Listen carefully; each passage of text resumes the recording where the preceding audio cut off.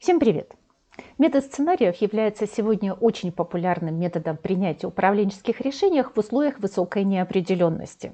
Его популярность обусловлена тем, что он помогает нам немного заглянуть в будущее и сделать это будущее менее непредсказуемым.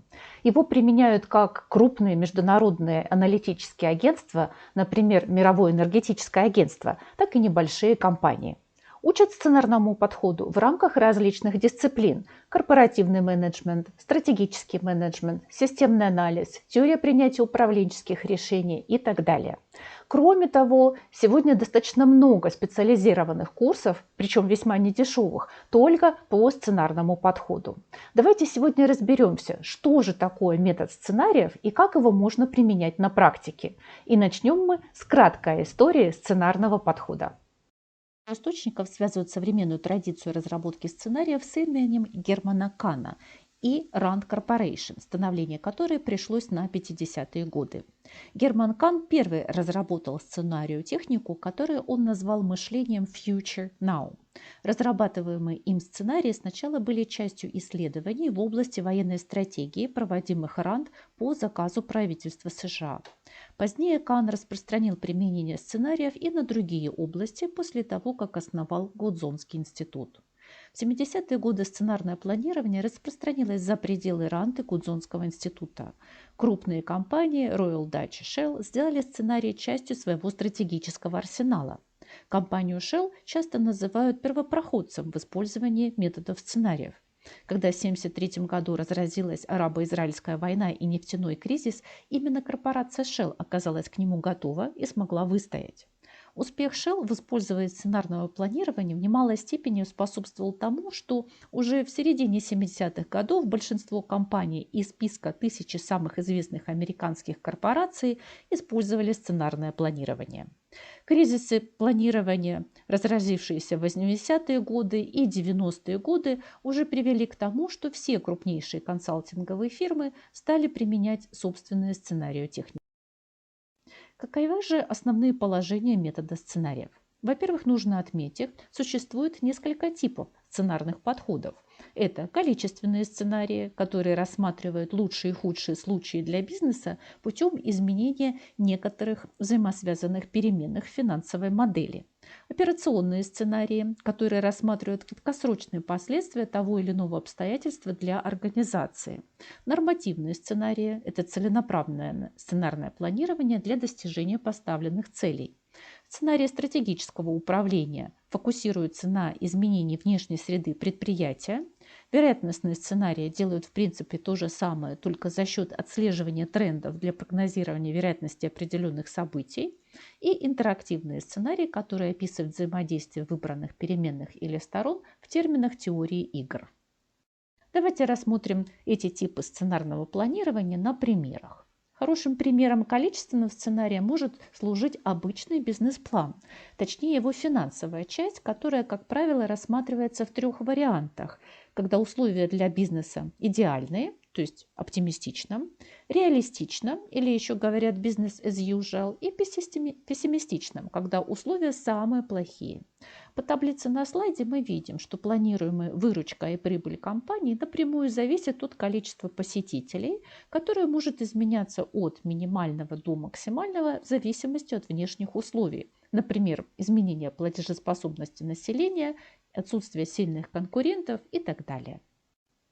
При операционном сценарном планировании необходимо спрогнозировать последствия неблагоприятных событий и их воздействия на ваше предприятие, а также предусмотреть возможные ответные действия. В целом это очень похоже на управление рисками. Допустим, неблагоприятное событие – это выход нового конкурента с более низкой структурой затрат на рынок. Возможные варианты реагирования – это реструктуризация цепочки поставок с регионы с наименьшими затратами, внедрение программы непрерывного улучшения процессов, разработка целевых нишевых сегментов рынка и разработка пакетных предложений для клиентов, которые наименее чувствительны по цене. Нормативное сценарное планирование похоже на составление конкретного плана достижения определенных целей в среднесрочной перспективе. Разница лишь в том, что разрабатывается сразу несколько планов достижения желаемых показателей, то есть рассматривается несколько путей. Хорошим примером нормативного сценария может быть пятилетний сценарий достижения лидерства на рынке в новой категории продуктов, описывающий конкретные шаги. Сначала мы описываем желаемое конечное состояние через заданный временной промежуток, в чем будет выражаться наше лидерство, в какой доле рынка, в какой узнаваемости, в каких показателях. Потом разрабатываем варианты достижения желаемого состояния и пошаговые планы их осуществления. Такой вот аналог проектного менеджмента, только многовариантно.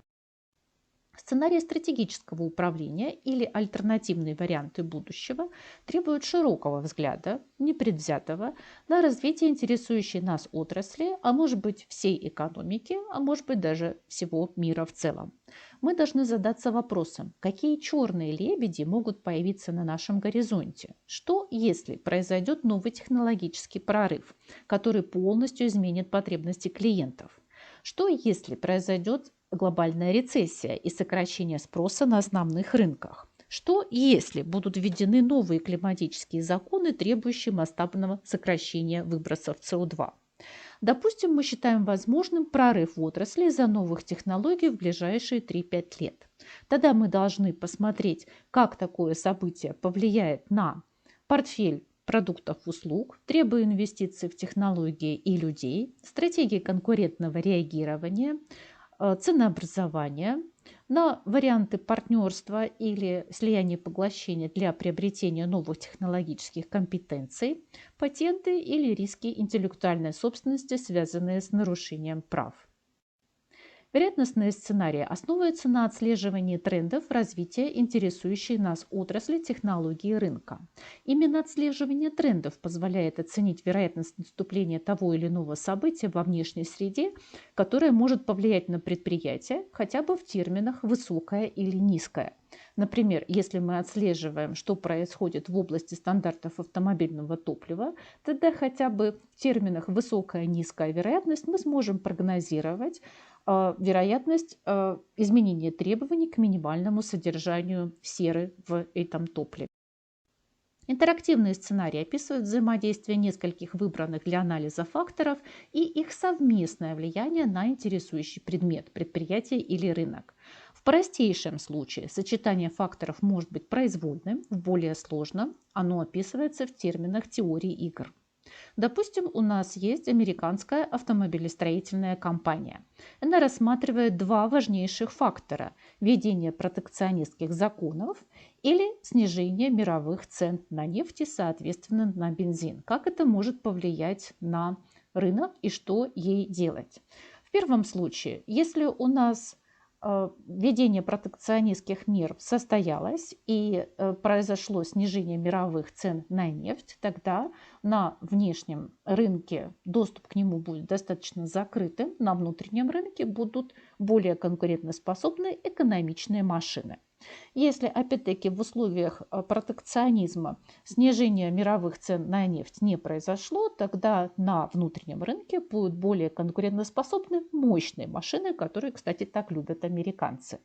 Если же нет протекционизма, а снижение цен произошло на бензин, опять-таки будут популярны мощные машины, но уже на глобальном рынке. Если протекционизма нет, снижения цен не произошло, то на глобальном рынке будут более популярны экономичные машины, которые конкурируют по данному фактору. Надо сказать, что все вышеперечисленные типы сценарного планирования разделены все же условно и могут смешиваться на практике.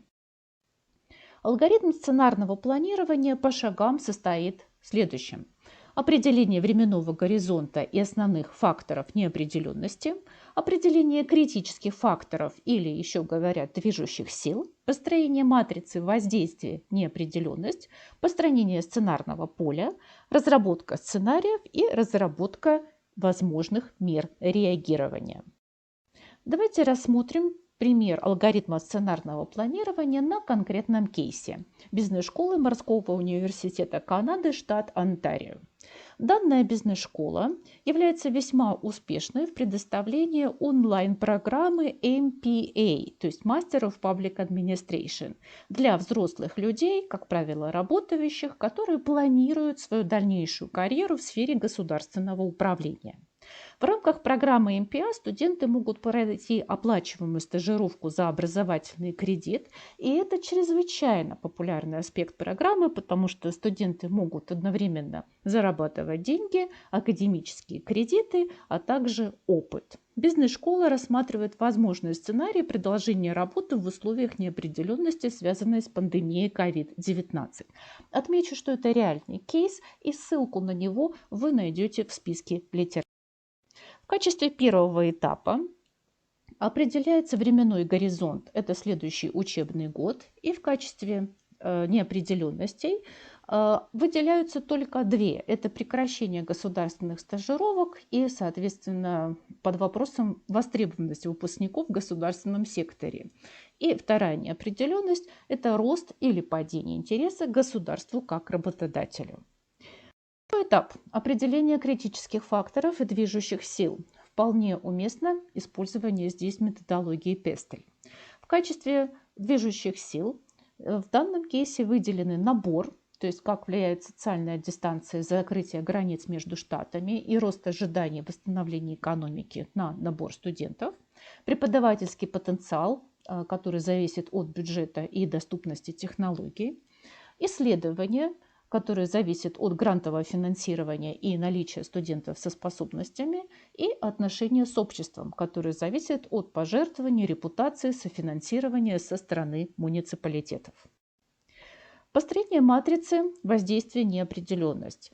Все выбранные факторы мы оцениваем по шкале от 1 до 3 по неопределенности и по силе воздействия. 1 – это самая низкая, соответственно, определенность, неопределенность или воздействие, и 3 – самая высокая неопределенность или воздействие. Размещаем факторы по соответствующим квадрантам и далее отбираем для анализа только те, которые попадают в 3 верхних правых квадранта. Это важные и критические факторы сценарного планирования. В нашем примере бизнес-школы это факторы набора и преподавательского потенциала. Далее, для построения сценарного поля мы выбираем некоррелирующие факторы. В нашем примере это как раз 2 отобранных фактора. Располагаем факторы по осям, формируем каждому фактору противоположное состояние, то есть 2 полюса. При наложении этих факторов образуются 4 поля. Таким образом, мы формируем границы описания сценариев. Далее в данных полях мы формируем сценарии и описываем их максимально правдоподобно. Если на предыдущем этапе мы бы отобрали более 2 факторов, то пришлось бы строить несколько сценарных полей, потом налагать их друг на друга. Существующие мультифакторные подходы можно рассматривать как дополнительные методы, и об этом мы поговорим более подробно в следующем видео. Следующий этап – разработка сценариев. Это работа с членами организации, для которой мы строим сценарии. На этом этапе нужно описать обстоятельства в каждом сценарии. Начиная с конечного состояния каждого сценария, необходимо проработать их в обратном направлении, определить, что потребуется, чтобы этот сценарий реализовался, какие ключевые события, структуры необходимы для достижения каждого сценария. Важно понять, что это не просто предсказание будущего и не столько предсказание будущего, а скорее попытка понять все причинно-следственные связи, все факторы, влияющие на организацию. Итак, в нашем примере было разработано 4 сценария. Первый – полна горница людей, то есть большой набор учащихся и низкий преподавательский потенциал. Чем это может быть обусловлено? Высокий уровень безработицы приводит к тому, что люди не работают, убивают свое время, ожидают улучшений и решают обрести новые навыки для повышения шансов на трудоустройство в будущем. Правительство рассматривается как многообещающий работодатель из-за льгот и стабильности. Преподавательский потенциал может быть низкий из-за сохранения ограничения социального дистанцирования и даже возможных их усилений, возможной новой волны заболеваемости, которая приведет к отсутствию персонала, сокращению бюджета и ограничению бюджетов на оплату технического персонала, который осуществляет дистанционное обучение. Второй сценарий – на волне. Высокий набор и высокий потенциал. Высокий набор может быть обусловлен тем же самым, что и в первом сценарии, а вот высокий потенциал преподавателей может быть обусловлен тем, что снимаются ограничения на социальное дистанцирование, люди будут рады вернуться в нормальный режим работы, проблем со здоровьем нет и доступны все технологии. Третий сценарий. Давайте уменьшимся. Низкий набор и низкий преподавательский потенциал. Низкий набор может быть обусловлен тем, что сохраняется высокий уровень безработицы, и люди не в состоянии оплатить обучение. Правительство вводит дополнительные ограничения на найм сотрудников, из-за этого теряет свою привлекательность как работодатель. Люди не рассматривают его как желательного работодателя и сыты по горло времяпровождением в интернете, не хотят тратить время на еще одни онлайн-курсы. Преподавательский потенциал низкий за счет уже вышеперечисленных факторов.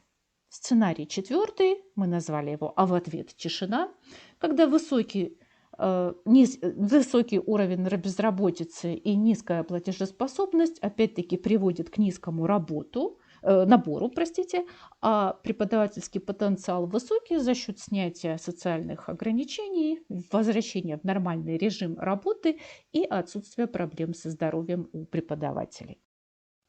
Шестой этап – разработка мер. Это заключительный этап. Здесь необходимо понять, что все разрабатываемые меры и политики организации должны быть валидны в любом их случае. То есть вне зависимости от того, какой из сценариев будет реально реализован на практике, все разрабатываемые меры должны быть успешными и помочь организации стать более адаптивной и устойчивой. Как правило, все возможные стратегические инициативы предлагается группировать по 3 областям: информационная, мотивационная и нормативная. Информационная – это сбор и анализ различного рода данных. Нормативная – все, что связано с новыми правилами, положениями и директивами. И мотивационная – все, что связано со стратегиями изменения поведения, например, стимулы, наказания, изменение культуры, маркетинг, обучение и так далее. В нашем примере как раз бизнес-школа последовала этой логике, предложила несколько информационных мер, среди которых опрос студентов и работодателей и мониторинг ситуации на рынке, обращение к историческим примерам. Среди нормативных мер предлагается развитие гибких стандартов, отсрочки платы за обучение, возможности приостановки учебы, возможности изменения формата учебы, развитие образовательных курсов и снижение возможности для факультативных курсов, предложение курсов по более актуальной тематике и исследовательские курсы. В качестве мотивационных мер предлагается привлекать известных спикеров для продвижения преимуществ программы, укреплять онлайн-потенциал, предлагать публичные бесплатные лекции и привлекать потенциальных работодателей к участию в программах стажировки. Итак, я надеюсь, метод сценариев стал вам чуть более понятен, и вы сможете применять его на практике. Более подробно и на других примерах мы поговорим о нем в следующих видео. Thank you.